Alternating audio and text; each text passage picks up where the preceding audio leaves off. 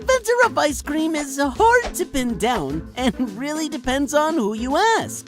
The earliest known version of ice cream dates way back to ancient Greece, when Athenians would buy a mixture of snow, fruit, and honey from city markets. But ice and honey isn't exactly ice cream.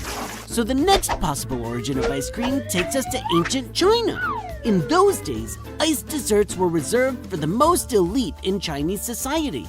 Stories claim that Chinese King Tang of Shang had 94 men on hand just to bring him fresh ice daily. The king would use the ice to make an early version of Chinese ice cream called kumis. But kumis, like the ancient Greek snow cones, is really only an ancestor of ice cream, not the real deal. So who invented ice cream as we know it today? The next stop on our search is ancient Rome.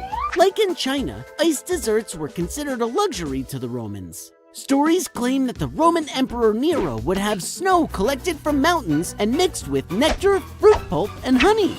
Fast forward over 1,000 years, past the Dark Ages, the Crusades, and all sorts of other weird stuff, to the 1630s, during the reign of King Charles I of England. Unconfirmed stories say that he was so impressed by the frozen snow that he gave his ice cream maker a life salary to keep the recipe a royal secret. The earliest known English ice cream recipes are from a cookbook published in 1718. Quaker colonists from England introduced their own ice cream recipes to the United States. Ben Franklin, George Washington, and Thomas Jefferson were all known to love ice cream. Records show that George Washington spent about $200 just on ice cream in the summer of 1790. That's about $5,000 in today's money.